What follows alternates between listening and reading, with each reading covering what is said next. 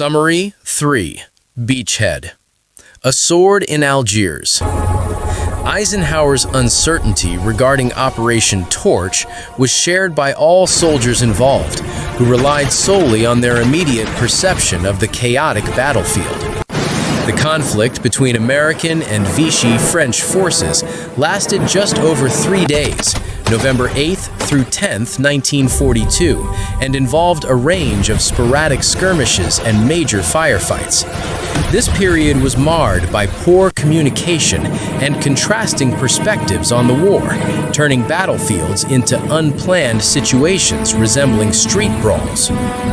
The U.S. 39th Infantry made early gains, surrendering French troops at Maison Blanche airfield while securing air and strategic control in Algiers. However, the operation faced complications, including the death of American commanders like Lieutenant Colonel Edward J. Doyle, who was killed by a sniper.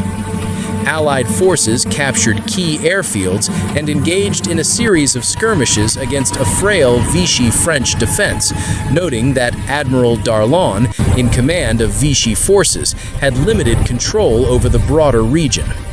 As fighting progressed, the Americans experienced tactical difficulties, highlighted by the notable resistance in St. Cloud.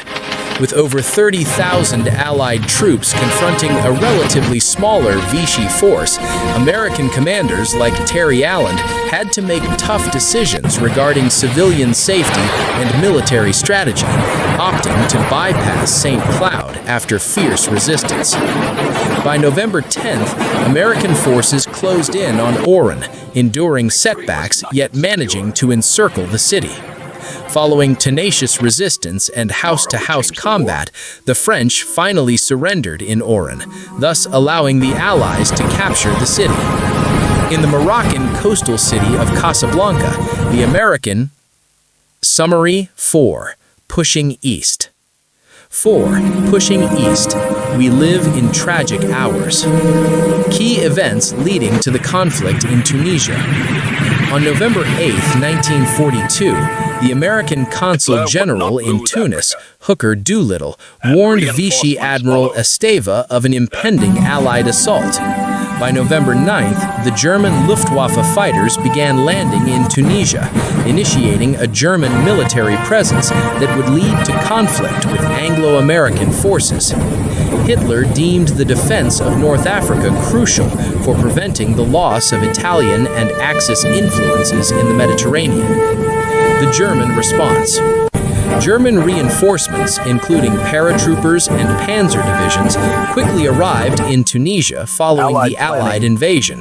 Despite logistical challenges and low morale among some German troops, they established a significant foothold, preparing for confrontation with Allied forces. The German High Command sought to regain control, positioning troops strategically for impending battles. Allied forces in disarray. The Allied forces, primarily British, faced significant challenges due to poor planning and coordination.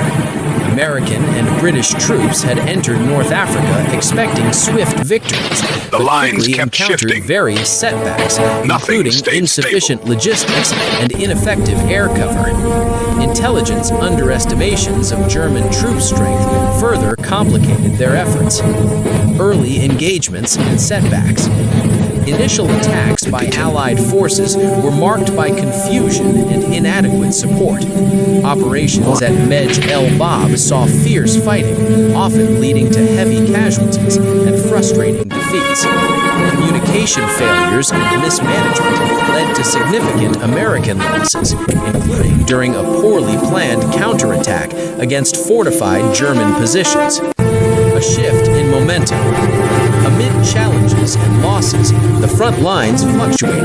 However, notable engagements indicated budding Allied resolve.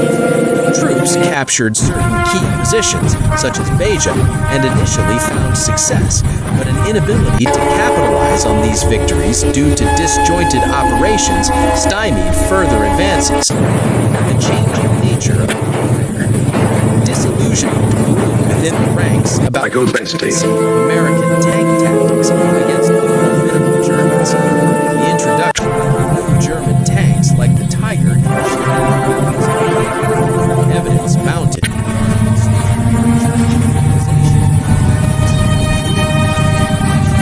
Allied leadership to respond decisively. British retreats and